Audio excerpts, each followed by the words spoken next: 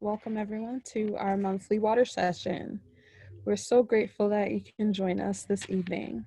My name is Jeannie Polycarp and I'm a public health student at AUC and a steering member of Newburgh Clean Water Project and also co-chair of the health committee. Tonight we would want to hear your concerns about PFAS and lead water contamination and share resources so we can build collective power and protect our health while fighting for comprehensive cleanup of our drinking water reservoir and universal health coverage for all New Yorkers. This evening, we're pleased to be joined by Erin Bell of SUNY Albany School of Public Health, Darcel Turner, former health chair of NAACP and holistic health practitioner, Wayne, how do you pronounce his last name? Vredenberg, I think. Vredenberg, Water Superintendent, Cynthia Gilkson and Miksha Miranda, co-founders of Newburgh Matters, and Reverend Lewis of Calvary Presbyterian Church. Reverend Lewis is pastor and teaching elder. He holds a Master of Divinity degree and is certified supervisor and diplomat in the College of Pastoral Supervision and Psychotherapy. He teaches clergy and others in the art and skill of pastoral care and counseling. Reverend Lewis is also co-founder of the Forgiveness and Reconciliation Project and Mustard Seed Woodworks, LLC. He and his community continue to open up the Calvary Church to many organizations and people, whether they are parishioners or not. If you are able, they are accepting donations on their website, www.calvarypresbyterianchurch.org, to finish the rebuilding of their church's meeting hall and commercial kitchen. Reverend Lewis is also a very gifted singer. Please welcome Reverend Lewis.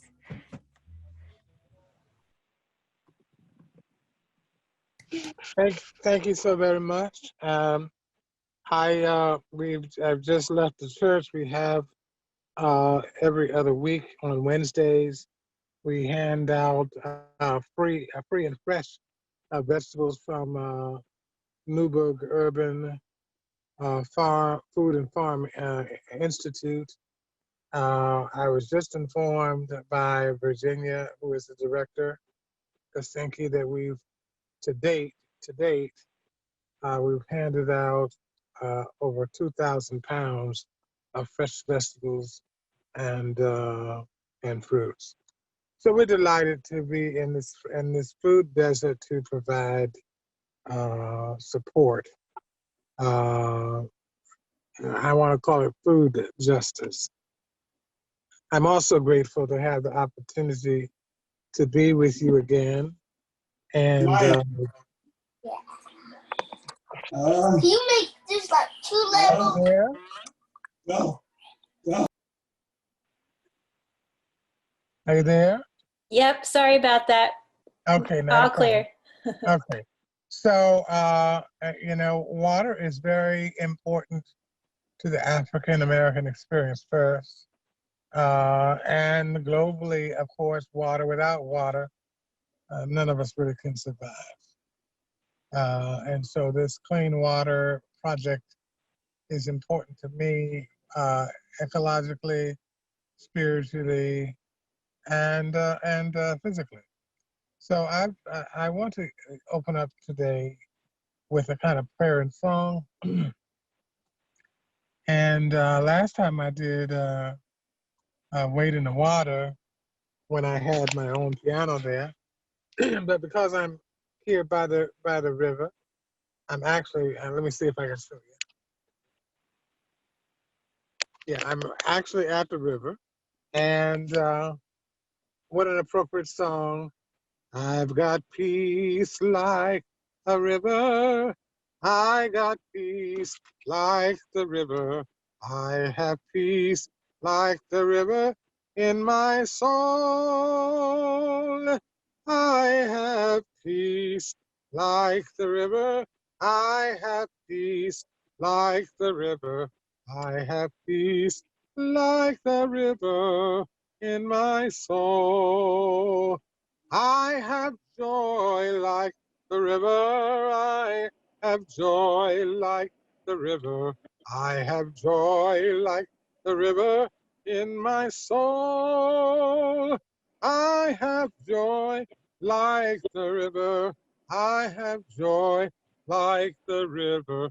I have joy like the river in my soul. I've got peace like the river. Sing with me. I've got peace like the river. I've got peace like the river in my soul. I've got peace like the river. I've got peace like the river. I have peace like the river in my soul. And we pray that we can live and be good stewards of the river, not only for ourselves, but the future generations of our families. Amen. Amen. Amen.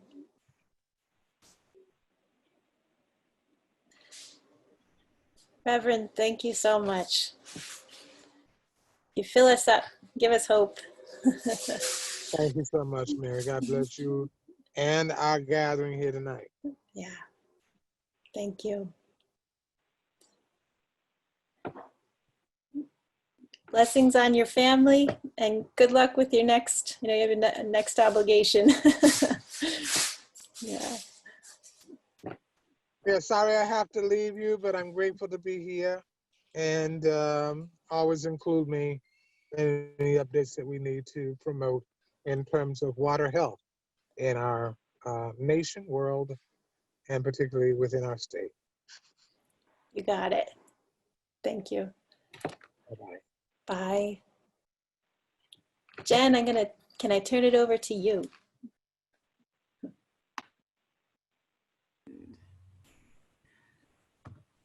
Hello, everyone. My name is Jennifer Rollison. I am on the steering committee with Newburgh Clean Water, and I'm here to introduce Dr. Erin Bell. Dr. Erin Bell is a professor of environmental health sciences at SUNY Albany School of Public Health.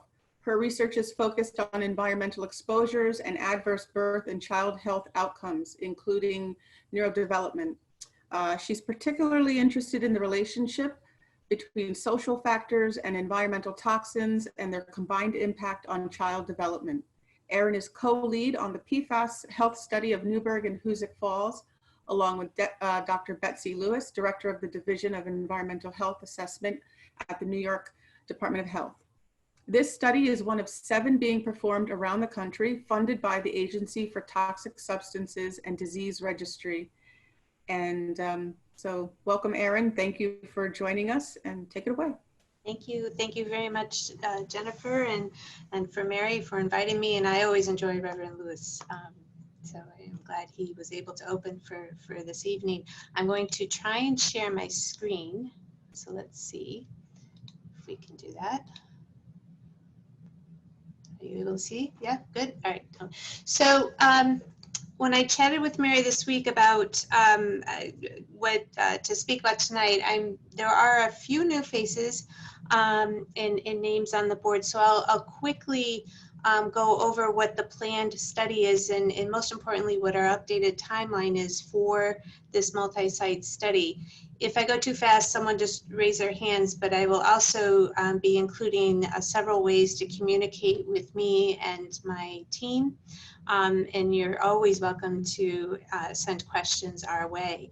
My hope tonight is actually to do a lot of listening. I have several questions for you and would like some feedback because we are starting to establish a community advisory panel as well as create a dialogue with both of the communities so that we really can be as responsive as possible. So as was mentioned, we are part of, let's see if I can get this to advance. There we go. The multi-site study is funded by the ATSDR and the Centers for Disease Control and Prevention.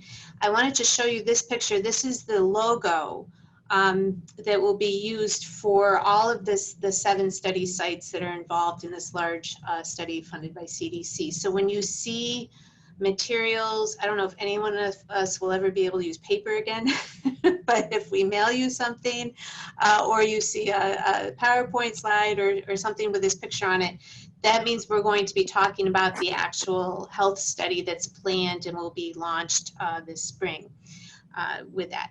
In addition, and again, this is a partnership with both the University at Albany and the State Health Department. So if you see these logos or on their own, that's usually we're coming to talk to you about a broad array of things beyond just the study. So this is just a little bit of direction. But the multi-site study has multiple components, and for that reason, we are partnering with the university and the Department of Health so that we can be as comprehensive as possible to extend and continue on with the health study. And it's the reason we're spending a lot of time now coming into both Hoosick Falls and Newburgh, and especially with Newburgh, there are so many activities around, which is great, but we want to make sure everyone's clear on which activity is doing what and what the different goals are for each project. And we're doing our best to sequence these activities so they don't overlap too much, because we're conscious of not wanting to overwhelm everybody with that. So again, the goal of this particular study is to look at the health effects related to the perfluorinated chemicals that we know have that previously contaminated the drinking water in Newburgh. And we will enroll both adults and children living in Newburgh and in Hoosick Falls for this health study, and we will look at a number of parameters, which I'll talk about in a moment. And this is just a list, and again, we'll have these posted to our website so you could look at this in more detail.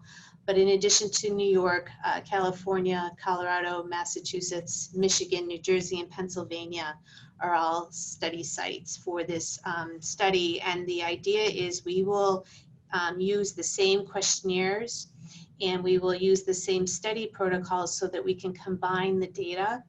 And when we combine the data, it will allow us to look at many more people and give us more statistical power to look at these associations between the exposures we're interested in and the health endpoints we're trying to measure.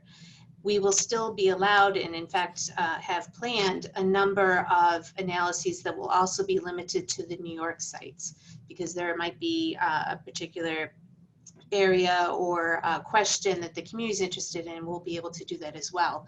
But the power of this study is that by having it funded across the country at multiple sites, we'll be able to increase our ability to really try and understand the potential associations, if there are any, with these health endpoints that we're looking at. So as I mentioned, we'll enroll adults and children in both communities. And they will come for a one-time clinic visit. So one of the topics that we'll be discussing with you over the next few months is where we should hold these clinic visits in Newburgh.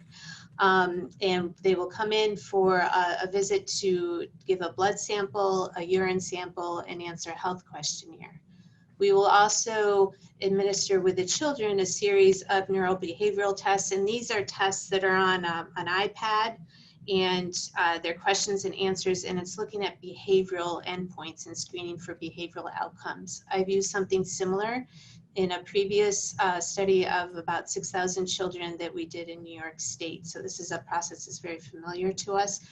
The children actually like it. It's a little long, but they do like it, and that gives us a sense of what's going on from a neurodevelopmental standpoint. Everyone who participates will receive a report on what we measured. And there will be a reimbursement for each participant as well once they complete the clinic visit. And again, our goal here is to understand how drinking the perfluorinated, the contaminated water historically might have had an impact on human health. We're looking at a number of biological markers, things like cholesterol, thyroid levels, kidney function, liver function markers, immune function, as well as the neurodevelopmental outcomes in the children. And again, you'll receive a summary of what we measure in that study. what I wanted to talk to you about tonight is each community, Hoosick Falls and Newburgh, will have what we call a community advisory panel made up of a representative sample of folks from the community who can help us understand what the particular concerns are in a community, to make sure we're being responsive to any questions that you may have, but also to help us really make sure we're reaching out and recruiting people from the full community, that we're identifying sites that make sense for the clinic visits, that we're recruiting people in a way that is inaccessible for all those who would be eligible. So we're starting to solicit names and get names from folks in terms of who you think might be helpful on a community advisory panel, and we can start that process tonight. Our goal is to, obviously COVID delayed us with like it has everything else, but our goal is to start recruitment after the exposure assessment study is complete. So as I think many of you already know, ATSDR is sponsoring an exposure assessment study that had started before COVID and then had to stop for a little while. And their goal is to actually get back into the field this fall and complete that exposure assessment study. And then our plan is to start our recruitment process in late spring, early summer of next year, because we want to, again, finish that exposure assessment process, and then we'll have the spring to come down and answer questions, talk about the study, let people know about the study, and then we'll formally start the recruitment just as the summer is beginning. And that's our plan right now. Our goal is to enroll 1,000 adults and 300 children in total. So from Newburgh, that might be 500 adults and 150 children would be what our goal would be. We also have additional studies planned for our two communities that are unique to the New York site. One involving asking permission from mothers who have delivered babies who live in Newburgh and Orange County for consent to measure the newborn blood spots for these perfluorinated chemicals. And I'll show you a picture of what I mean by that in a moment. And then we also would like permission for those who already participated in the biomonitoring for permission to use some of their stored samples for additional analyses for health endpoints. And so those are two studies that we'll be talking about in the coming months and explaining to community members and giving an opportunity to learn about those. These are a variety, we have a variety of ways to contact my staff and me. If you have any questions, we have a text number, we have an email, pfas@albany.edu, and then a website that we update regularly in our Facebook page. Our website, I have study personnel who are translating our study materials and our information in both Spanish and Haitian Creole. We are updating that as we go, so our website is updated fairly frequently. We post to our Facebook page every Monday, and we put up information that we think might be of interest to the community, both study-specific information, but also just general information about perfluorinated chemicals and about upcoming meetings and other activities that might be of particular interest to you. This is just a quick review. I had mentioned that there are other projects ongoing, and I think most of you know of these projects, but just as a reminder, the New York State Department of Health has a biomonitoring program. They've already visited Newburgh in 2016 and 2017 as part of this program. There is a third phase planned, but again, they're going to incorporate that in a timeline that makes sense given the other activities happening. And this is a biomonitoring process so that people may get a report of what their levels are in their blood. And then the exposure assessment program is a very important component of what CDC and ATSDR are trying to do in terms of understanding perfluorinated chemicals. This is not a health study. The exposure assessment program is strictly about understanding the various ways exposure may happen. And as you all know, it started, there was a big launch in midwinter and then COVID hit. So I believe they're about halfway through, and their goal is to get up and get going this fall. And once this project is complete, then we will come in and coordinate with you to recruit for the health endpoint study. So in terms of feedback and topics for tonight, I had mentioned ideas for, soliciting ideas for who might serve on the community advisory panel. So actually, why don't I start there? I have some names from Mary. If people can say names now, or if you'd rather email me privately, you can certainly do that. We're looking for about 8 to 10 people. The idea is that we would meet maybe 3 to 4 times a year. There might be more meetings this coming winter, again, over Zoom or in person, and we can work that out. And it's to really, advisory is really the accurate word. You're helping us understand and make sure we're addressing concerns of the community, but also to give us advice on how best to conduct the study so that we can learn together and be able to really do the study well to provide the information that you need. So I'll pause there for a second. If anyone.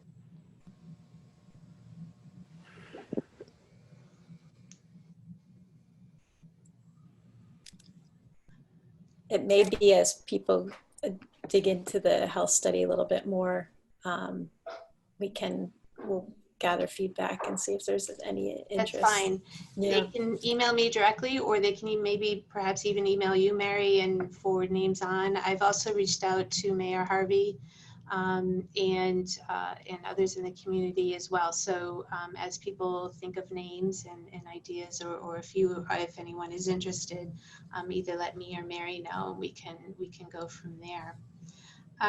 The other 2 topics are actually related. When we go to do the health study, I mentioned clinic visits. We will be subcontracting with an organization called the Research Triangle Institute. They're very experienced in data collection for epidemiology studies, and in fact, they helped to do and did run the World Trade Center studies in New York City after 9/11. They, as part of our work agreement, they will be hiring local people in both Newburgh and Hoosick Falls to help with the data collection. And this would also include phlebotomists to do the blood draw, but also people who can help with administering the questionnaires and helping with the sites themselves. Once those job descriptions are prepared and we know how many people will be hired, we'll be sharing that with the community. What we have told both Hoosick Falls and I'm telling you tonight, if someone thinks they might be interested in such an opportunity and want to let us know now so that we can also make sure you're on our email list, you are welcome to email the pfas@albany.edu site, and we'll put your name in a database and a listserv and have that circulated. In addition, some folks have reached out and asked if there are opportunities for students to learn about science and to perhaps volunteer on the study and or have opportunities to work with us on journal clubs and other things to learn about science. And I'm always happy to do that. That's something I have worked with high school students before in my role as a professor here at the University of Albany. I've obviously also worked with college students. So I'm very happy to organize activities and a program to work with students for those who might want to learn more about public health and science and might want to learn more about this study. So if there are ideas on what folks might find useful and interesting and what the students might want to have in terms of internships or volunteer hours, that would help me plan something that's actually meaningful, because I would like it to be helpful for them and something that they could actually put on a resume. With that. So again, if folks have ideas now, I'm happy to write those down, or if you would like to provide them and send to me as a group, that is also fine.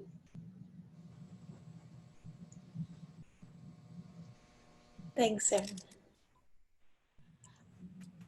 And then related to that, and I was talking to a little bit earlier for the meeting, for those who might already be students in the Orange County Community College program of public health, we are in the process of establishing an articulation agreement between SUNY Albany and Orange County.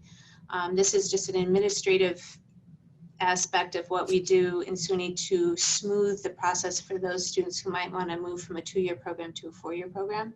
And it makes it basically a seamless transition.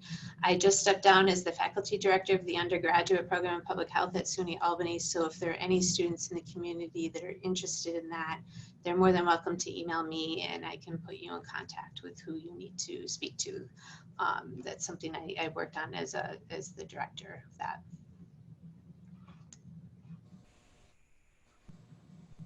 Right. Yeah. So we would love to open it up.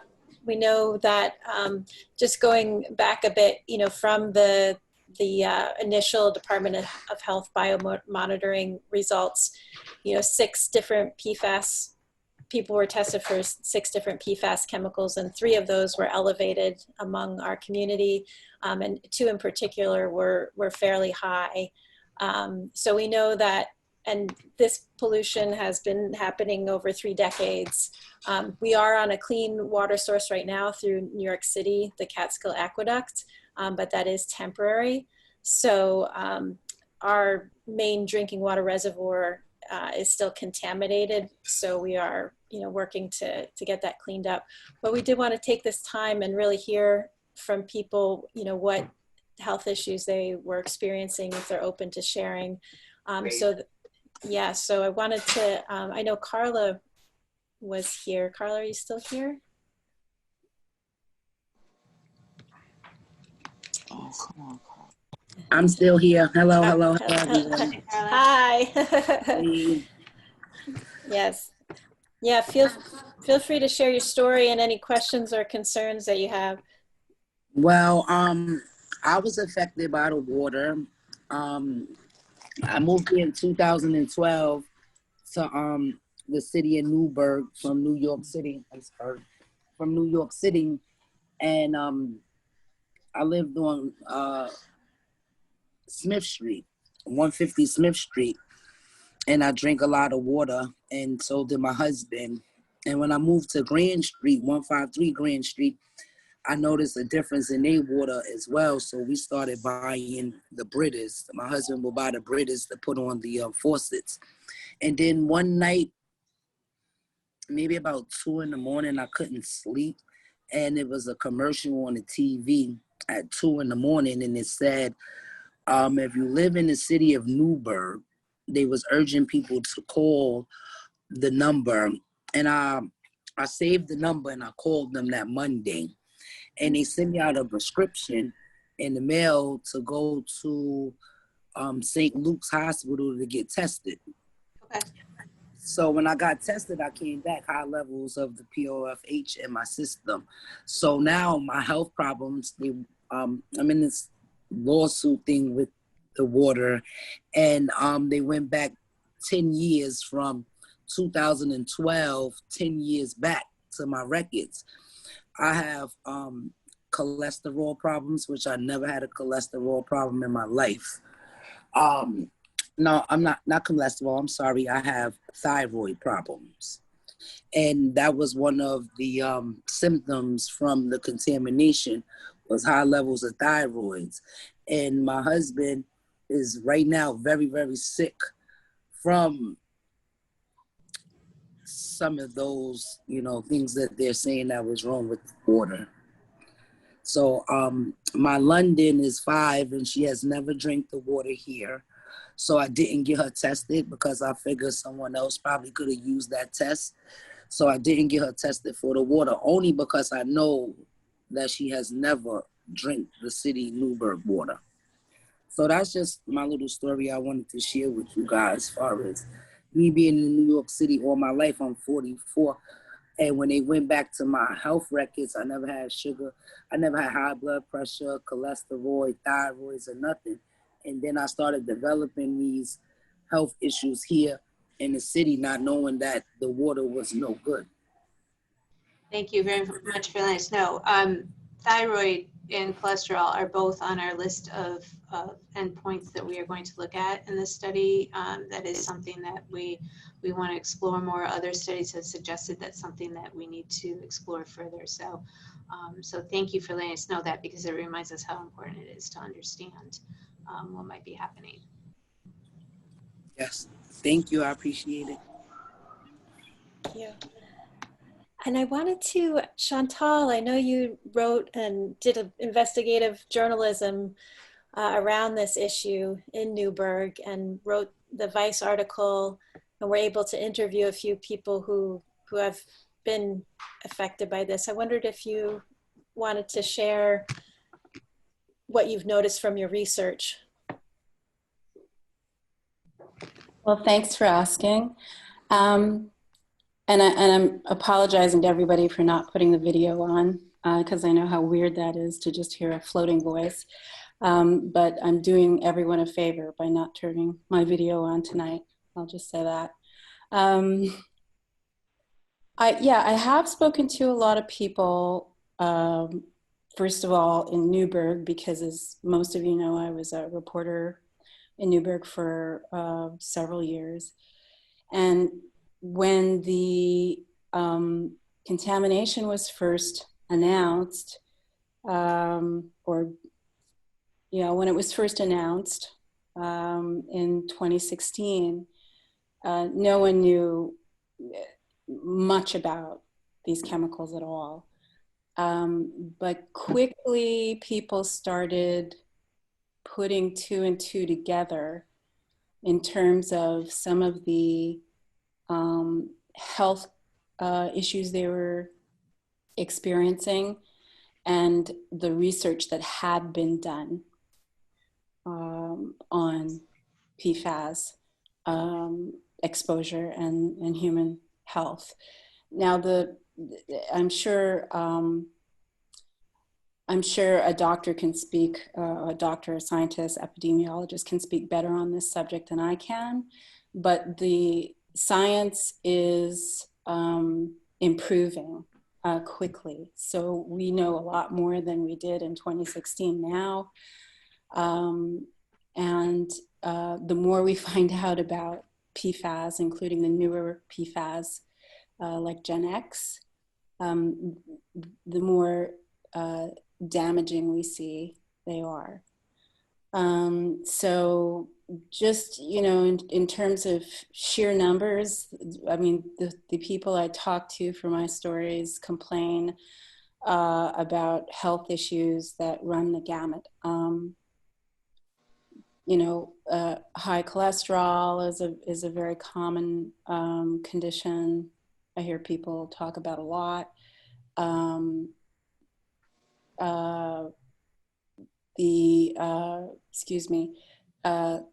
Ulcerative colitis is a very common one, especially in the people that I've spoken to in Newburgh. Ulcerative colitis, there's a lot of science on vaccinations. And please, Dr. Bell, jump in and correct me if I say anything. You're doing fine, except you can call me Erin. But yes, the list that you have is very similar to what we're looking at.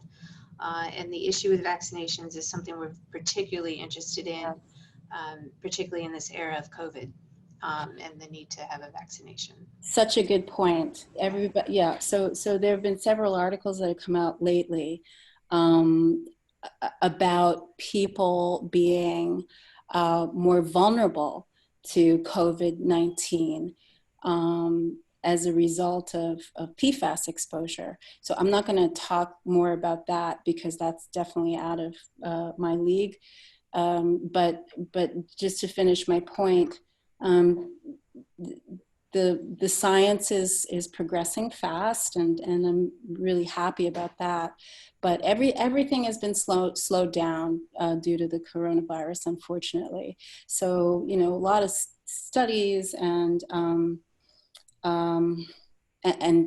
conferences that could have shared more information for people like me, journalists, really have stymied a lot of the information from what I can tell. So I think there's going to be a lot more information coming out next year. That's my feeling. But doctors and lay people and journalists are starting to get the message. And this is a big, and that wasn't the case in 2016. Dr. Bell, I'm sure you've been studying, environmental contaminants a lot longer than, or a lot sooner than 2016. But in 2016, when the Newburgh water problem was exposed, although Newburgh had this problem for years, as we know now, but when it was exposed in 2016, I don't think people, people really didn't understand the level of exposure they'd had. So years and years of exposure through drinking water really puts, I think, the Newburgh community in a different category. What do I mean by that? That's long-term exposure. So I'm starting to learn just different nuances about PFAS exposure. So Dr. Bell, I'm curious if maybe you can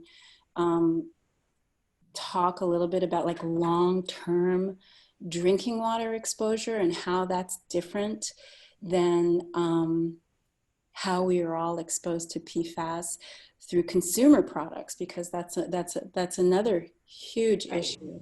Yeah, it's so one of the aspects will actually be, while we're focused on the drinking water exposure, we do plan to ask some questions about diet and food products, although it is based on more recent information, a great deal of our exposure in this country comes from drinking water.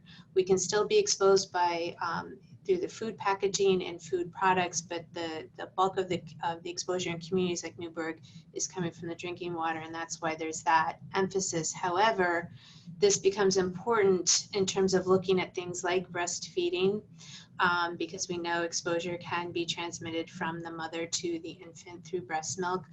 But also some of the older studies before the PFOS was removed and PFOA were removed from manufacturing, you could detect both PFOA and PFOS in prepared formula. So not to the levels you see in the drinking water, but it was still there. So we have smaller amounts that come through our food, but the most of what we can tell at this point is coming from the drinking water. But you're correct in that the exposure is still, because it's a longer term, it takes a long time to get out of our bodies, even now that the water is clean, which is a great thing, but you'll still have measurable amounts in your body if you had the long-term exposure. Is that what you were getting at a little bit? Yeah, yeah, I mean, I'm just starting to, for years I was hyper focused on Newburgh and PFAS exposure because I love Newburgh. And Chantel, I'm so sorry to interrupt. I just want to make sure that other people have time to answer their questions as well. So if you could just wrap up in this next. I sure will. Minute. Thank you. But I'm starting to see that there are a lot of communities outside of Newburgh that are faring much worse than Newburgh. And I can talk about that a little bit later if you like, if there's more time. Thank you. Is there anybody else that would like to share? We have about 2 or 3 more minutes. I'd like to share. Great, it's Cynthia. You can't see me, and it's best that you don't. So, like Chantel said, I have to agree with her. I don't like to show myself on these Zoom calls. So, yeah, I'd like to share. I moved to Newburgh about 17 years ago, and my kids were little. I think they were 7, 5, and 4. And when I took them for their you know, physicals or annual checkups, they all tested very high for lead, and I couldn't figure out why. Because they weren't eating paint or anything like that, but we lived in a very old building, so that could have had something to do with it. But they were also drinking the water. My daughter and my younger son don't drink anything except water. So I didn't know what to do. I asked the doctor, what is there to do? And he goes, well, sometimes they just grow out of it. So fortunately, my kids grew out of it. Their lead levels zipped back to normal within about 3 years of their levels being high. And you could steadily see the levels lowering and lowering. But after that, after I talked to the doctor, I put a filter on my water because I was afraid that the lead was in the water, and I saw the filter, you know, filtered 98% of the lead out of the water. So I filtered the water after they had tested high for it, but their levels started to drop because they were drinking filtered water. So I personally didn't have any health issues with PFAS because I was drinking the water as well as they were. I didn't have any real issues with it except I guess irritable bowel syndrome it's called, or it was mentioned earlier. It's like a digestive disorder. I couldn't digest food at all. It would not digest in my body. It would come out right away, right after I ate. I would either vomit or have diarrhea. And I don't know if that had to do with PFAS, but when I asked my doctor to test me for it, he tested me for it, and I came back with a little above average numbers in PFAS poisoning. After that, I started to drink out of the filter more frequently. I just stopped drinking the city water altogether. And I remember getting a notice in my mailbox saying Newburgh residents have to boil their water because there's been a PFAS contamination in the water. And I was like, phew. I mean, luckily I had been protecting myself against drinking the water for years before that happened. And so I kind of got involved with the water project a little bit because I was concerned with the rest of the people in the city.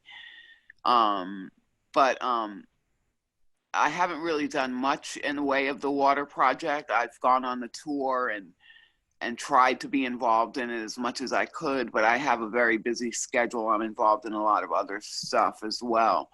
So I sort of put that on the back burner, but I'm happy to see you folks are doing work in this capacity because it's very important. And the fact that Newburgh that there are communities that have higher levels than Newburgh astonishes me.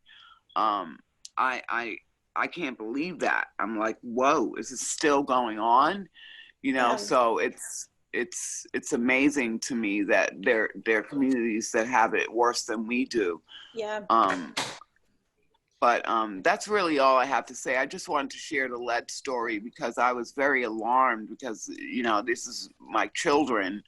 Right. But I just wanted to share with new mothers, and I breastfed all 3 of my children, probably contaminating them without knowing it with the lead in the water. But I just want the new mothers out there who are or are not breastfeeding to just be aware of what you're drinking and make sure you boil your water. If you're cooking with the tap water, make sure you boil it, you know, or get a filter if you can afford one. It's worth it. Thank you. Thank you, Cynthia. You're welcome. Yeah, and just to hop in there, Mary, real quick, thank you very much for bringing up the lead issue. That is something we actually proposed in our grant and did receive money to measure for lead, particularly for the children, because we thought that was particularly important. For those who aren't aware, if you're in an older house, in addition to the paint, if your pipes that come from the main line into your house are older, they can contaminate your drinking water with lead. Now, we did do some research at Mary's prompting, so thank you for bringing this issue up. The Orange County Department of Health does have a water testing program, and I saw the number float across the chat. So that was posted there for you to reach out. So if you're at all concerned, we do encourage you to have your drinking water tested for lead. That is particularly if you have young children in your house, and that is a program that's offered through the county health department that you can follow up on if you're concerned. Thank you, and we'll make sure to share that in the follow-up. So yeah, the boiling doesn't take out PFAS. It requires carbon filtration plus an ion resin.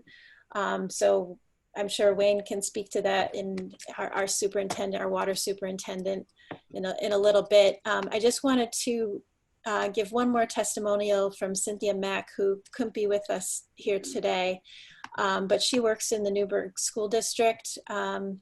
And I know Chantal mentioned that she's seeing worse cases elsewhere. I think that we do have to dig deeper here in Newburgh. I think we've just started uncovering the stories. So Cynthia's she and her family grew up across from the Stewart Air National Guard base, and her child died of childhood cancer. Her friend's son, who lives 5 houses away, is suffering from disabilities in the aftermath of childhood cancer and its archaic treatment. Countless students are battling childhood cancer in the Newburgh and Large City School District, and others are experiencing neurological and immunodeficiencies. So I think, and that's why we did ask many nurses to come this evening. I know they're swamped, but we will keep reaching out to people who are in touch with kids and seeing, have them be on the lookout for these things. So with that, I know, Erin, you're not looking at childhood cancer per se. It's not on the list for this multi-site study. Yeah. However, we know that is of interest in other colleagues in other situations might have the capacity. However, that said, we are looking at neurological and immunological outcomes, which endpoints that could be associated with some of these cancers. I'd be interested in knowing what types of cancers, because that can matter a little bit. And if we know that there's a concern, we can certainly be, first of all, it's good for us to know that, but also just to, as information comes in from other studies and as we learn more, we can certainly speak to that with the community and then keep this on our radar for continuing to follow this as an issue. So we're happy to do that. This is unfortunately, childhood cancer is just such a difficult and painful situation for any family to be in, and so we do want to be responsive. And again, if we know what the concerns are, then we can keep an eye out and keep a mindful look on the literature to let you know where the science stands. Thank you. Yeah, we'll find out what those cancers are. Great. I'm just going to share briefly my screen for a few health resources, and then Deb, I'll let you take it away with introducing Darcel. All right.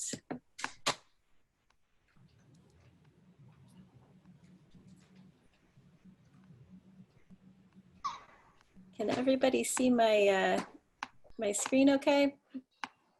Yes, it's perfect. Okay, great. I just have to, okay, here we go. So these are a few, the Maternal Infant Services Network, Cornerstone Family Healthcare has someone who specializes in women, infants, children, and lactation. And then Rais of Planned Parenthood is also organizing for health rights and environmental justice. So those are a few there. And then I'm going to save the rest for later. And I will stop my sharing. And Deb, take it away. All right. Thank you, Mary. I am here to introduce Darcel Turner. And Darcel is the former health chair of the Newburgh Highland Falls NAACP. She is a Reiki practitioner, an intuitive life coach, and a former doula. And for anybody who doesn't know what a doula is, that is someone really wonderful who helps you when you've just given birth to a child. I have personally experienced how wonderful that is. She has transformed her own health through her holistic practice and vegan diet. Darcel is an author of 3 books, Dana Dances on Paper, Lather, and Dark Oasis, all of which you can find on Amazon. She is also an accomplished dancer and spoken word artist. Her work has been featured at the 4th National Black Writers Conference and in publications including Essence, Mosaic, and Rolling Out magazines. She has danced internationally on renowned stages such as Harlem's Apollo Theater Stage and can be heard on For Women on the hip hop artist Talib Kweli's Reflection Eternal CD. Darcel has also performed at numerous colleges, high schools, the Long Island National Urban League, and at popular events such as Liquid Language at Barnes & Noble's and Ladies on the Mic at the Valley Club. Darcel has been a featured author at the Harlem Book Fair, Word Canvas, Lit Noir publishing events, and verses at the New Yorican Poets Cafe. It's one of the best places on earth, I think, and has made a number of radio and television appearances. Welcome, Darcel. Thank you. Thank you. It's a pleasure to be here, and I'm honored to be a part of what you're doing. Hello, everyone. How is everybody feeling today? Good. Great. I'd like to say big up to Deborah Brown. Thank you, Mary Wagner, for bringing me here. I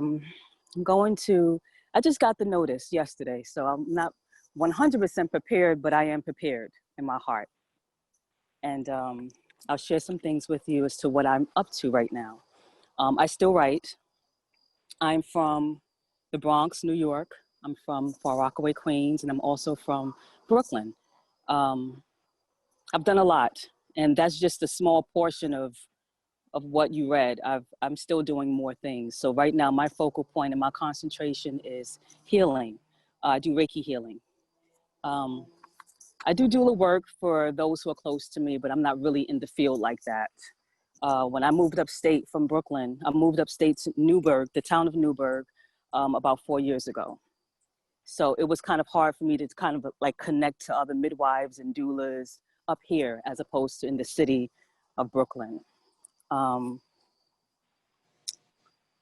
So I like to focus more on like one-on-one with people. I'm very personable.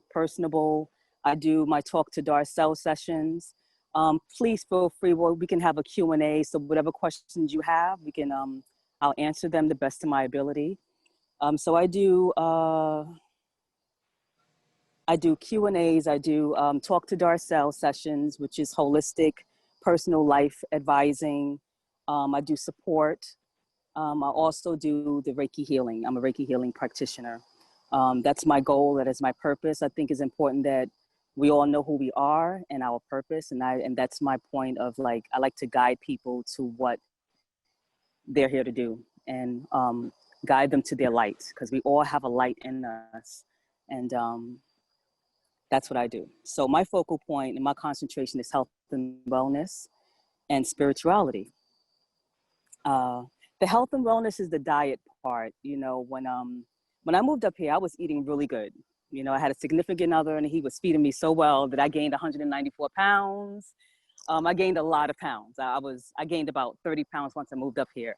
And I went to the doctor because I was sleeping a lot on my job. And my supervisor said, you know, why don't you get your blood checked? Maybe you are diabetic or, you know, just, you know, find out what's going on with your blood. So I got my blood checked, went to the doctor, and they told me that I was pre-diabetic. And that was pretty scary for me, you know? So I was like, I need to do something about that. So what I did was I changed my diet. I became vegan. I felt like that was the only way. There's no way getting around it. If I don't become vegan, then I will be subjected to the doctor's orders. If I don't take care of myself, then the doctor will take care of me. So I had to take control. And with that being said, 3 months later, I went back to the doctor to get my diagnosis, to get my blood checked, and they noticed that all my levels were normal. So now I'm still vegan, and it's going on 3 years. And I love it. But there's many levels to it, you know. You have people who are carnivores who want to eat meat. Then you have those who are pescatarian who only eat fish. Then you have a vegetarian who just eats dairy products. And then you have the vegans. And then you have the live foods. You know, there's so many different levels to how great we can be with how we take care of our bodies and how we take care of ourselves.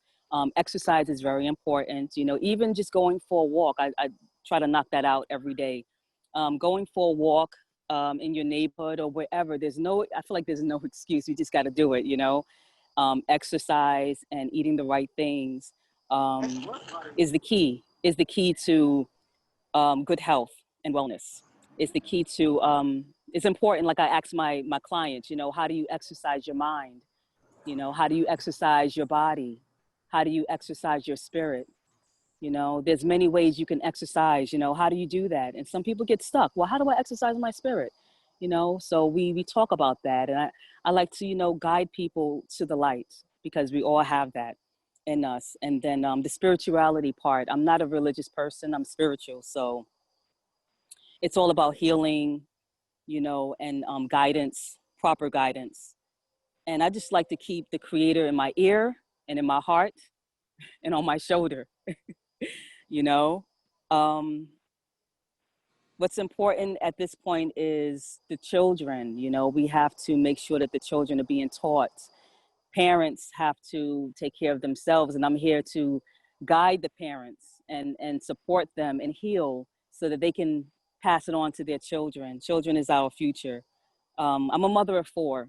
And I've had natural births for all 4 of my children. And for my last child, I had a C-section. And that was something that was pretty traumatic. I never thought that I would feel that way. But it pushed me to become a doula.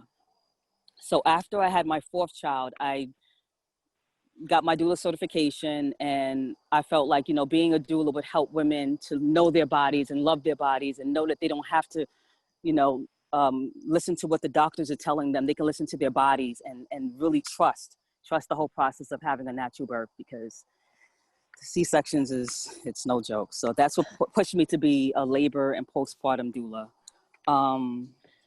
Darcel, Yes. would you mind to speak too about any recommendations that you would have for mothers who, you know that they may have been exposed to lead, or their kids have been exposed to lead, Okay, you know, or were drinking the water before 2016, you know, how the detox too. Okay, as the well. detox. Yes, fasting is so important.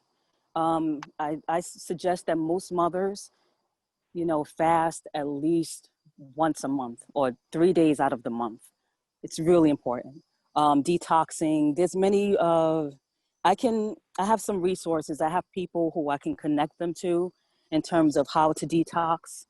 But having like fasting and even doing a water fast, something that's simple with some chlorophyll in your water, a gallon a day, would be very helpful to cleansing whatever toxins are in you.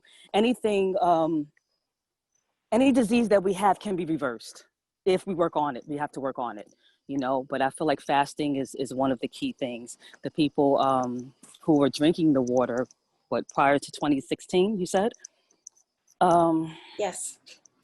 Yeah, and the mothers who are nursing their children, their babies, yeah, it can be passed on. So I say detox and fasting. That's great.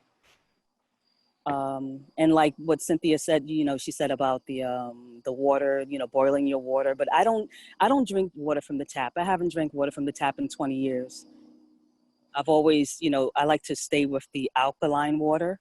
If you do tend to drink water from the tap, if it's like an emergency, I would suggest to get a lime and use the lime to alkalize your water. But that's what I have to say about that. Yeah, thank you. And I think we realize that there's so much is happening in the world right now, and there's a lot of unknowns with this, you know, PFAS contamination, and we recognize that in the midst of it, you know, the power of our own healing. And as you said, on all those levels, the mental, the spiritual, the body. So I think thank you. it's our, you're welcome. I think it's our responsibility to take care of ourselves, because we can't always rely on other people to take care of us. We have to do the work. And I think it was a big step up for Deborah Brown to be a founder of, like, to really, like, being proactive, you know, with the water situation. You know, we can't rely on everybody. It is everybody's responsibility. We all are occupying this planet. So it's everybody's purpose to do something, you know? We can't put all of the power in someone else's hands. We have the power too. You know what I mean? Right. We have the power, and we all have a purpose. Whether it's big or small in your eyes, it might be small in your eyes, but it's big in someone else's.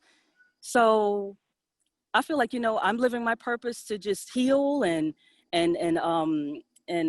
do my part to make sure that I'm okay, so that I can heal others. You know, we have to work on self-love. And I feel like with the water situation, that is a form of self-love for you, yourself, your family, and your community. You know, so I'd like to say again, thank you. And it's an honor to be here. And I like to stay connected with you all.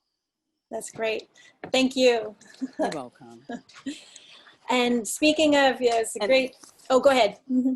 And one last thing too, Yes. I think it's important to, that we should start growing our own food. You know, we can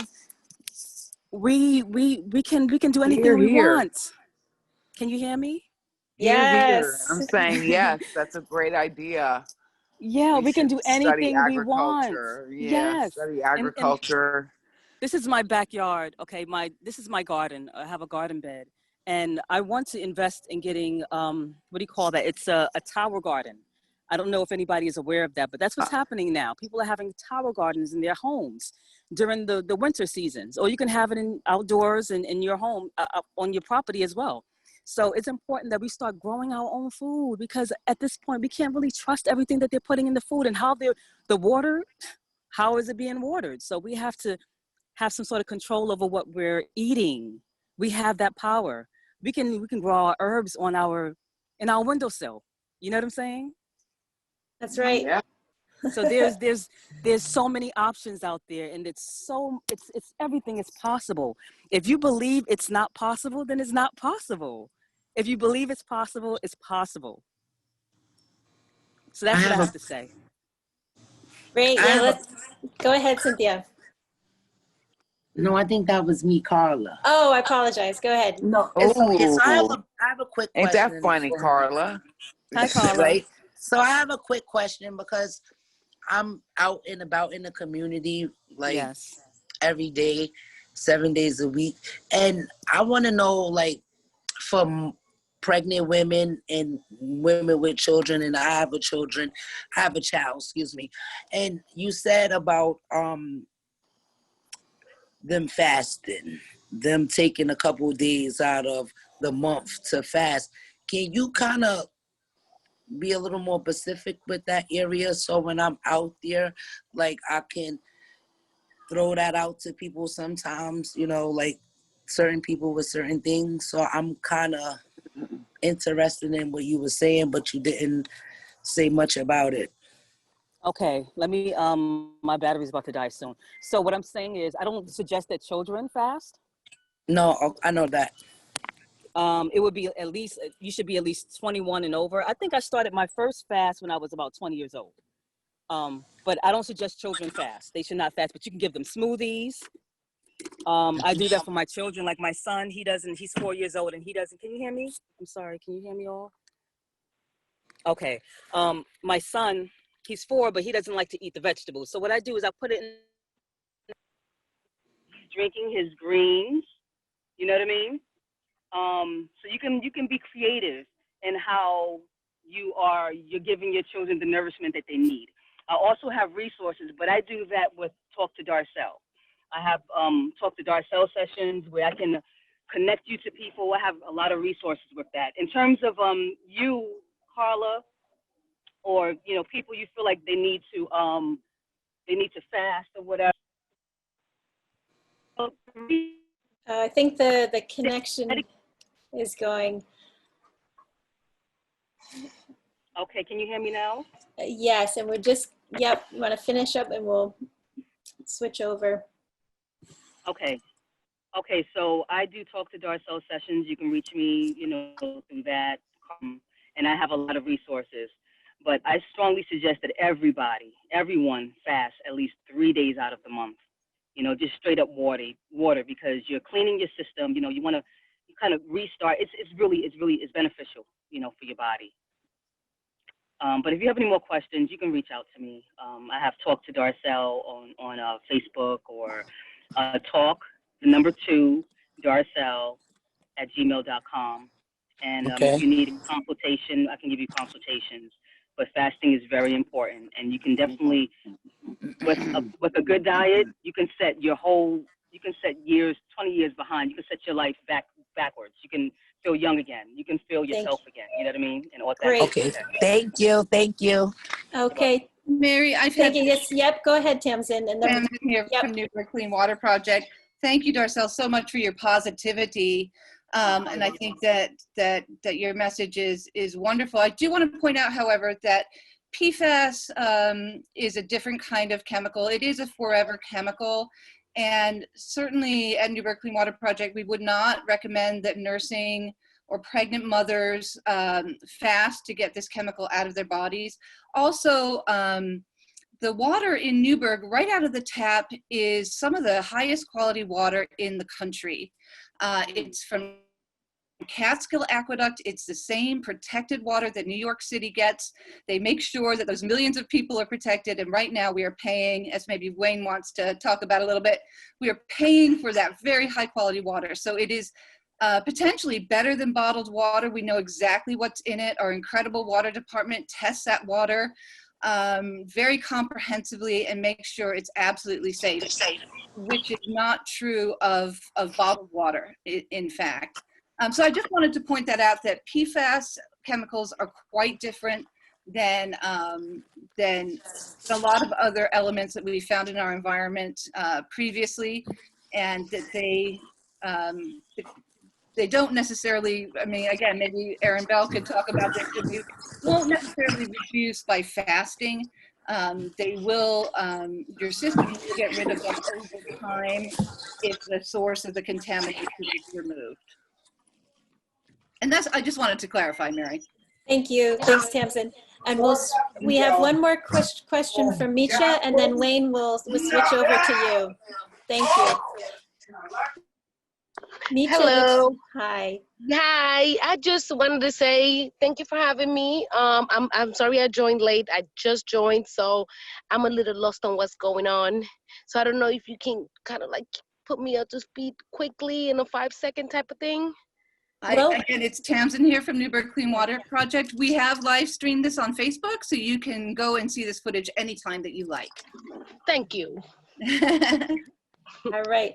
So this is a good transition now for Wayne. If you want to take it away, we would love to hear what the situation is with the lead line replacement program, and then the switch over from Catskill Aqueduct.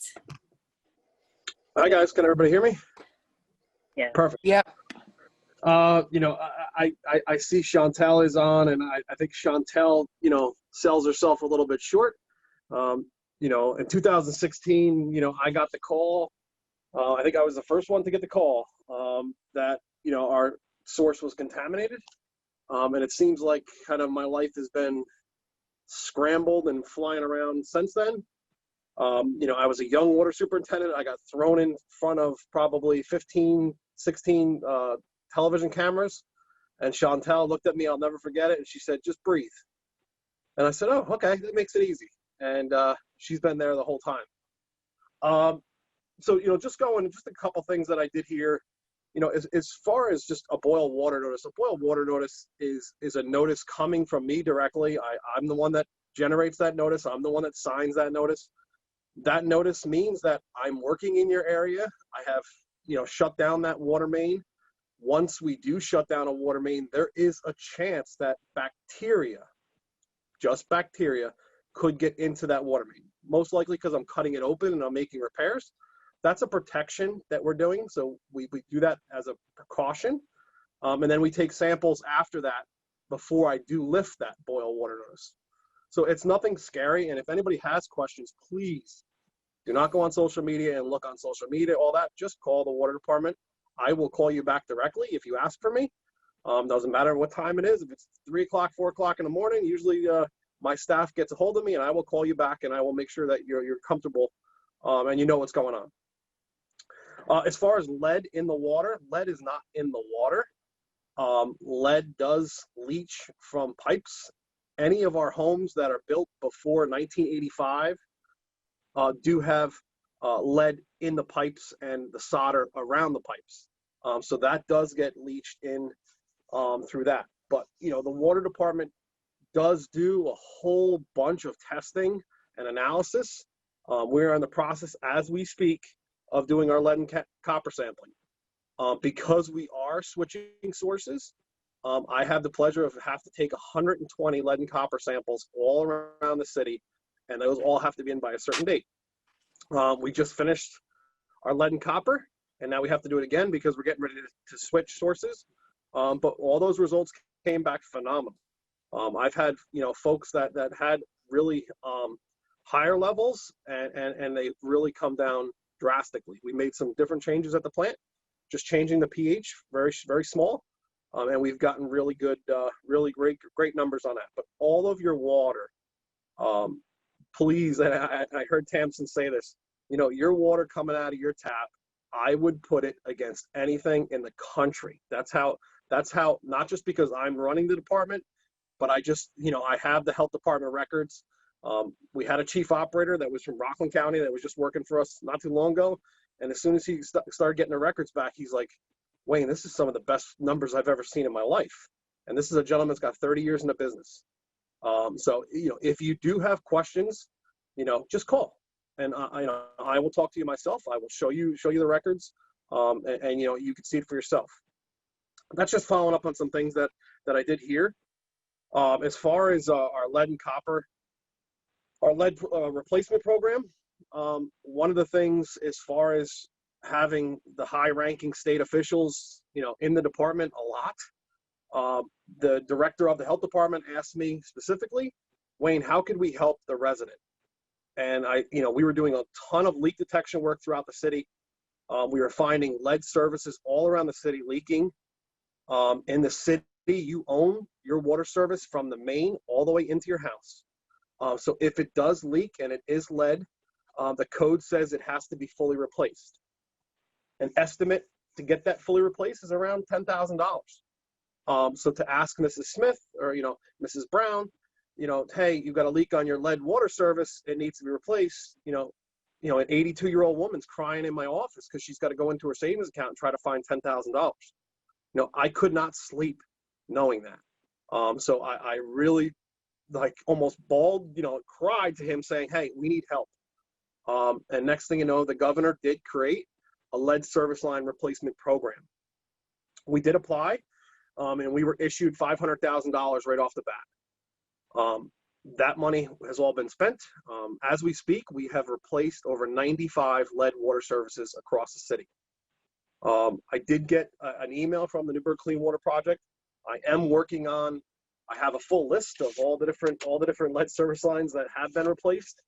But I think it would be nice to see a map of the entire city and all those different locations. So that will be put on the city's website probably in about a week. I should have that finished.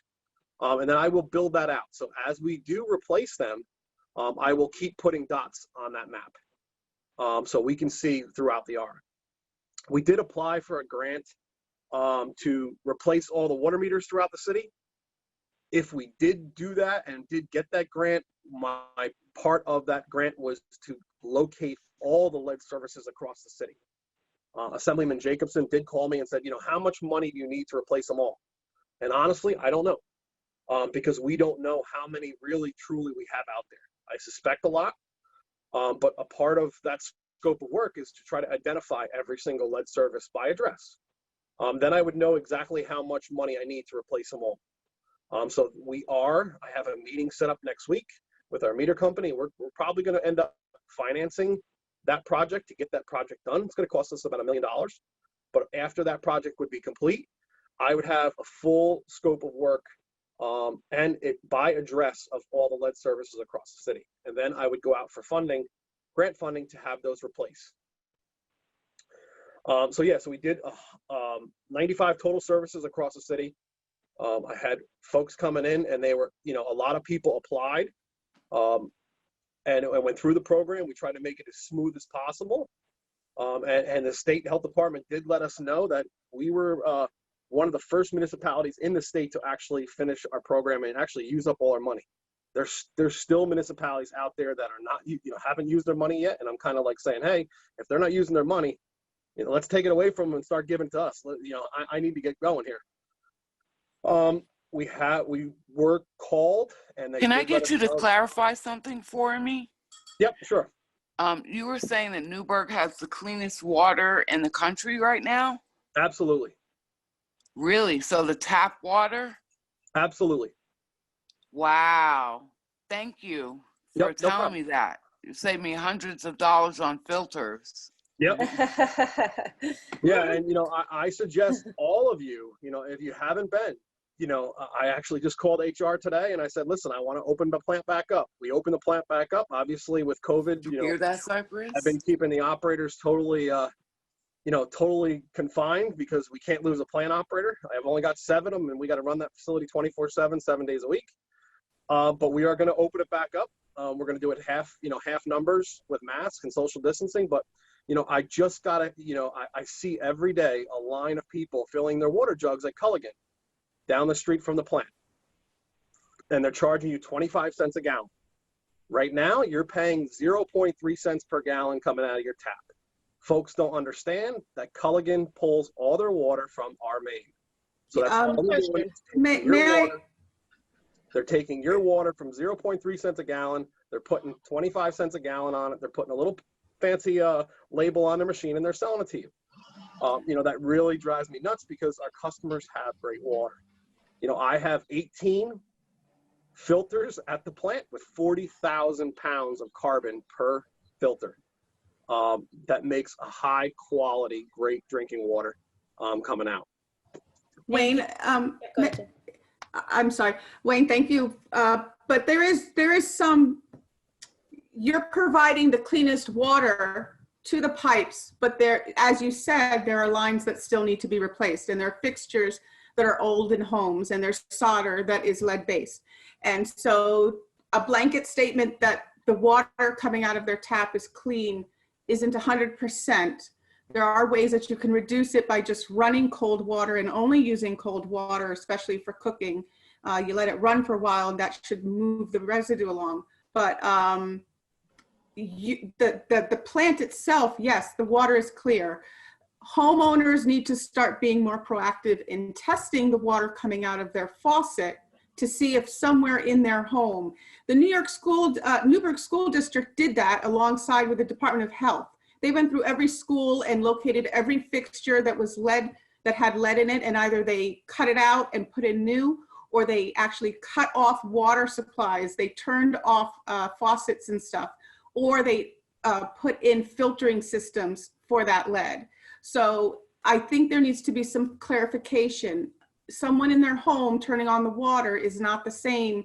And that's, I wanted to ask you, when you said you were doing all of these tests, which are great that they're coming back that way, where are they? If they're in a home versus coming from a source before it reaches that fixture you're talking about, that is the homeowner's responsibility, it's a different conversation.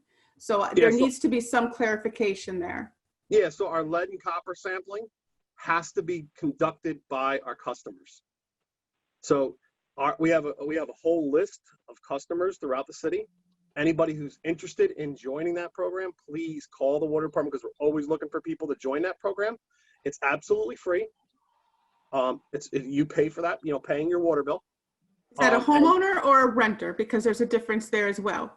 When we have a landlord who does not want to participate. I was going to ask about that. It's very important because there's a lot of us that rent and our landlords don't even show face in the building. So how would enforce the landlord, if anything, to make sure that this water is it's good? A homeowner and or renter.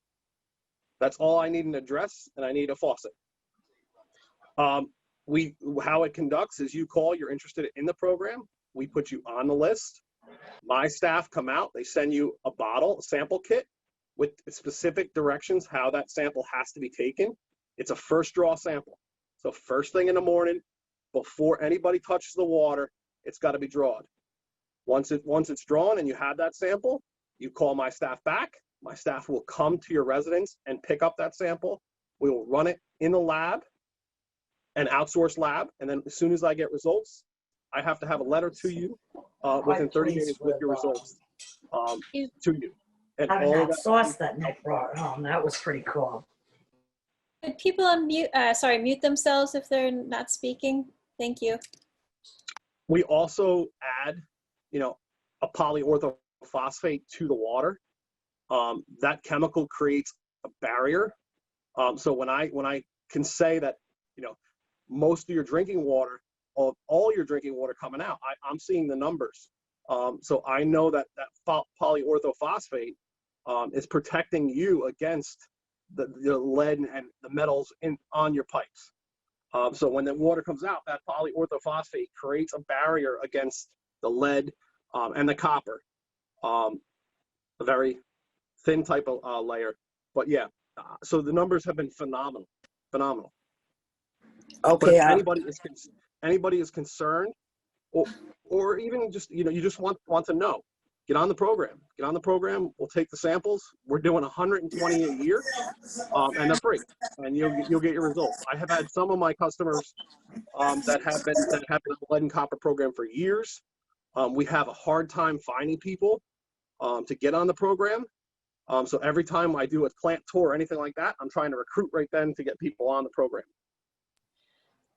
So Wayne, to clarify, people can get free lead testing from the city and we don't have to go to the New York Department of Health. It's now run by the city. Okay, 100%. Awesome, thank you. And Tamsin, I know you had some questions, and Carla, I think you had a question. So Tamsin, go ahead. Hey Wayne, I had a couple of questions. I'm gonna just refer to them in the chat here. Oh yeah, 2 questions. Do you happen to know when the responsibility of the water lines transferred from the city to private owners? Was that in the, I'm sure it's before your time, but was that in the 80s or 90s? When did that happen? I have 26 years on the job now, and all of those 26, that's always been. I believe it was back in the 70s when that happened. Most larger municipalities, which we consider ourselves a larger municipality, is owned from the main all the way into the house. Most larger municipalities in New York State? Correct. It's the same way? Okay. Yep. Huh, interesting. Okay. And then my second question was regarding the funding for the lead line replacement program. Was there any special concession made to the fact that we are the second largest contiguous historical district on the Eastern Seaboard? Did they make any special concession to that? No, that didn't go into record. They were looking at lead levels in children, and that went, that helped us a lot. Newburgh is an extremely old city. The pipe network, under our streets, dates back to the early 1900s. A lot of our mains were laid in the early 1900s, are still in use as we speak. There is a lot of funding out there, and we're going after a lot of that funding. We just got a $6 million grant for the plant, so we just actually got that, received that, and that project actually kicks off October 5th. But it takes money to actually pay for those grants. A $5 million grant, it still has a $2 million price tag that comes out of our pockets. So there's a lot of funding out there to replace lines and replace mains and stuff like that. It's just trying to get the money to get to go after the grants. Jeannie, did you have a question? Oh, sorry. It was just briefly like, is there a direct line to sign up? Like, is there a number we can call and boom, we're in the program? Or is there like a website that we could share the link with? Yep. So we received about $1.5 million. We have exhausted all of that money with those 95. Every line kind of averaged around $10,000 to replace. So that has exhausted. If anybody kind of, Tamsin, Mary, you all know me well enough, I keep pushing and keep pushing and keep pushing for more money. So I am in the process of pushing those state reps to give us more money, because it's just a wonderful, wonderful program. It just removes all the lead out of the bill, the services, and, water quality, it really does well. The leaks, it's just a win-win for everybody. So that's really what government should be doing, and it's a really win program. So I'm pushing to get more money. We have not received any as of yet. When we do, it will be blown out over Facebook, all throughout the city social media, the website. And what I'd suggest, if you see it, please call the water department right away. We will send my supervisor to your house. We will verify that you have a lead line. And then we will give you a full application as right there on site. And then it's up to you to get that application filled out, to get it back. We work through some contractors. We go back and forth with some of my administration staff, and we get you through the program pretty good. Okay, quick question. I just wanted to see if you guys could put like in the chat or something written, like the number or that we got to call to get the sample, to be able to do the sample for the water. Yeah, it's 845-561-6080. Can you write that? Thank you. Oh, apologies, the wrong number. That's okay, Mary. That's my direct office line. But you can call me and I'll hook you up anyway. Can you say it once more, Wayne? It's 845-561-6080. That's the emergency line to the filtration plant. If you called that line at 3 o'clock, 4 o'clock in the morning on Christmas Eve, you're going to get an operator. Any kind of issue after hours with the water department, you call that number. And our direct line for our water department is 845-565-3356. And that's my administration staff. They're there to 4 o'clock every day, Monday through Friday. And I'll make sure that's posted on Facebook for future reference as well. Wayne, I had another question about the metering and identifying lead lines. Yep. Would that be then a matter of public record? And the reason I'm asking is obviously a lot of people who own buildings here are afraid to find out in case they have to find that 10 grand to actually do something about it. So yeah, I'm yeah, I mean, we do our leak detection report every year. So annually that gets done. I just finished it. I just received it the other day. We only have 27 leaks, throughout the whole city. And 18 of those are fire hydrants. So I'm kind of like lost because I really don't, that came back really positive.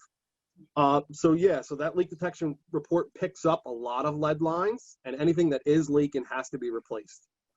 We do have a little bit of funding available for emergency situations. I did speak to our economic development director about looking at possibly some CDBG money next year to put aside for, lead service line replacement. But yeah, if folks call us, we will get you onto the program, get you on a list. We still have an active list for lead service line replacement. So when we do receive funding, then we'll go off that list right away and start getting people through the program. Thank you. Yeah, thank you. One last question that's great to hear about the map. And I know it will take a while to get more funding. Is it possible for people that do identify their residents on the map as still having a lead service pipe? Would they be eligible for any type of filtration, faucet filtration system, a temporary solution until those lead? What we want to do right away, if we determine that you do have a lead line, I want to get you on the lead service line sampling program, because I want to pull samples. I want to pull samples and see what it is. If those numbers do come in high, I'm actually working with a company actually right now to try to streamline that sampling program. It's called 120 Water. And part of that program, it's budgeted. If anybody knows, I just did my budget presentation the other day for next year. If it does come through, a part of that, once the sample comes back, and if the sample's good, we're good. We'll keep you on the program. We'll get you through, get your replacement. If it comes back high, then we would do, we can do actually a pitcher Brita type of thing, where the water department would actually provide something like that. So that's the program we're trying to do to advance that water quality. That's really goal. Thank you. That's great. Jeannie, do you want to introduce our next speakers? Mary, I got one more thing real quick. Oh, yes, sorry, go ahead. That's okay. Just a quick update, hot off the press, the Catskill Aqueduct shutdown was actually pushed again. So it's now November 30th, which helps out us a little bit because water quality, cold, the colder waters, the better. So it has been pushed to November 30th. We actually pulled our samples for our full part 5 today. So those samples are at the lab as we speak, and we should have results on them. And then those will be submitted to the health department. And we're getting ready for our shutdown. Will Browns Pond, oh, go ahead, Deb, sorry, go ahead. You're asking the question I was going to ask, so please, by all means, you go ask it. We did have some concern with PFAS leach into Browns Pond. Will there be any testing of that prior to going Absolutely. into the? Yep. Oh, great. Yep. That we have done a bunch of sampling on that. We started sampling on before we even got the MCL. Obviously, we know there's an MCL now. So I have to have my source as part of the MCL. I have to have sampling done by October 25th. So we actually just reached out to a vendor, and we just established we have a vendor now in place. So it's a lab out of Massachusetts because there's not many labs that actually do all 3. So this lab does 1,4-dioxane, PFAS, and PFAS. So that lab sent us the bottles, I think 3 days ago. So we're waiting for those bottles. We'll get those turned around and have those samples, taken, and that all has to be done before October 25th. So yeah, we have a lot going on. Yeah, thank you. You're so welcome. helpful. All right, Jeannie, thank you everybody for sticking in there. We're just going to have a wonderful closing and Jeannie's gonna take it away. Thank you. Thank you, Mary, and thank you, Wayne. So Newburgh residents and dedicated community activists Cynthia Gegson and Mitchum Miranda co-founded Newburgh Matters this summer in the wake of brutal police killings of Black and Brown people across the nation in order to address local issues of policing, poverty, and affordable housing. Together with Karen Sobel, founder of No Hate Here Newburgh, they host monthly community circles to listen, share resources, discuss city policies, and organize to advance equitable legislation. Cynthia is also frontline healthcare aide working with seniors, and Mitcha is a business owner, talented tattoo artist, and co-organizer of Newburgh's peaceful protests in honor of Black lives. Welcome, Cynthia and Mitcha. Hello, thank you guys for the introduction. Really nice, Ed. Thank you.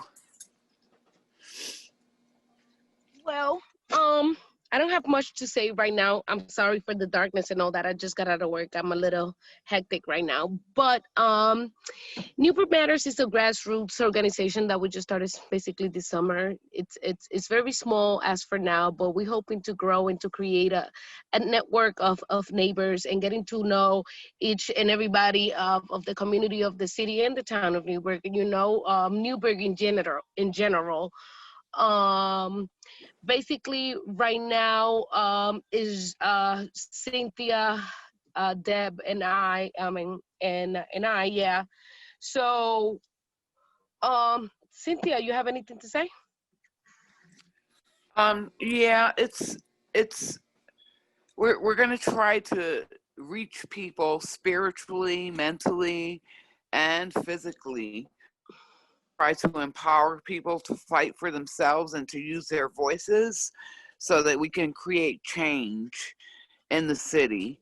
We're going to try to get people to register to vote. We're going to try to get people to vote. We're going to try to get people to understand how city council works so that they can vote and influence legislation that affects us all in the city. Now, like Carla is, I am out in the city, in the streets every day, 7 days a week with Carla. We basically drive around the city, raising hell.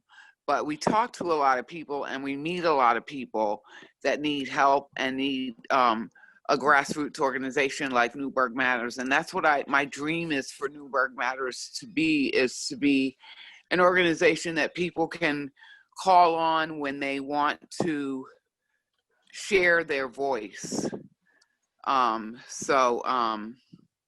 That's basically all I have to say about it. But I wanted Mitra to share her poem. She has an amazing poem, a very rhythmic poem that everybody should hear. I heard it once and I had chills going up and down my body.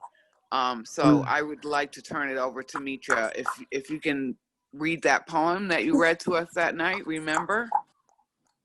Yeah, I know the poem. Give me 1 second because I don't know it completely from the head, but I can look it up really quick.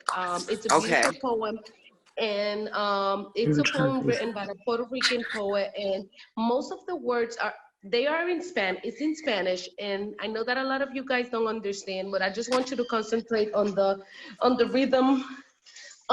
Because most of these words that I will say are the imitation of the sounds of the drum, and it basically talks about the movement of the black of the hips of the black woman and how they fought in Puerto Rico against slavery and against the masters, because as most of you guys know, Puerto Rico is a mixture of 3 races: the Spaniard, the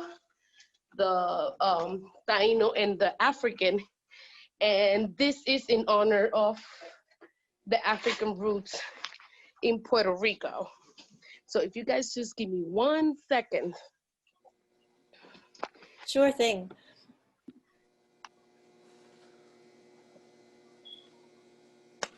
Can I say something while we waiting for her? So we promote also, me and Cynthia, we promote Census 2020. Everybody get counted. Yes.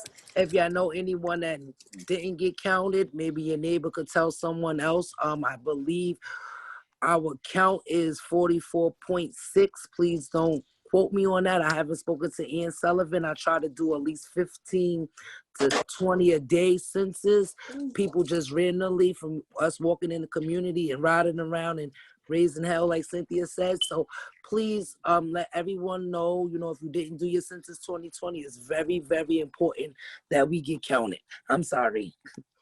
No, I'm so glad.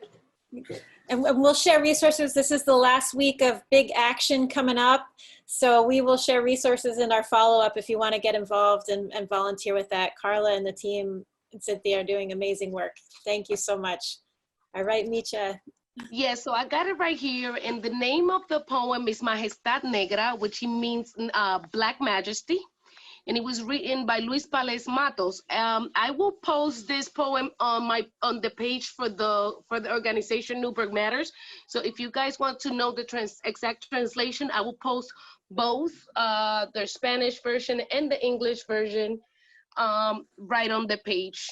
So, and I will post a little video so you guys can see it performed with the drums and such. So here we go. Por la encendida calle antillana, bate bandumba de la quimbamba, rumba, macumba, candombe, bámbula, entre 2 filas de negras caras, ante ello un congo, gongo y maraca, ritma una conga, bomba de bamba, culipandeando la reina avanza, y de su inmensa grupa resbalan meneos cachondos que el Congo cuaja, el río de azúcar y de melaza, prieto trapiche de sensual zafra, y el candemarén masa con masa. Exprimen ritmos, suda que sangra, y molienda culmina en danza. Por la encendida calle antillana, bate bandumba de la quimbamba, flor de tórtola, rosa de Uganda, por ti crepitan bombas y bámbulas, por ti en calendas desenfrenadas, quema la antilla su sangre ñáñiga. Haití te ofrece sus calabazas, fogosos rones de Jamaica. Cuba te dice, dale mulata, y Puerto Rico, melao, melamba. Sus cocolos, las negras caras, tronar, tambores, vibrar, maracas, por la encendida calle antillana, rumba, macumba, candombe, bámbula, batembandumba de la quimbamba. Thank you, guys. Thank you, Mitra. You're welcome. I know it sounds like a bunch of rambling, but it's a really, really strong poem, and I really encourage you guys to follow Newburgh Matters and to see the English translation and the videos that accompany the poem itself. Thank you, Micha. That didn't sound like rambling, that sounded like power. I'm glad you guys enjoyed. Yeah, thank you all of you for joining us, for speaking, for hanging in there, and thank you for helping us build collective power, and we will be in touch. Thank you. Bye, Mary. Thank you. Thank you. Thank you, everybody. See y'all soon. Stay safe. You too. All right, Bye, now. Carla. Bye, Cynthia. Deborah. Bye, Deborah. And Cynthia, everybody. Bye, everyone. Bye, Darcel. So nice to meet you. It was a pleasure. Thank you. Bye. Bye. Thank you, everybody.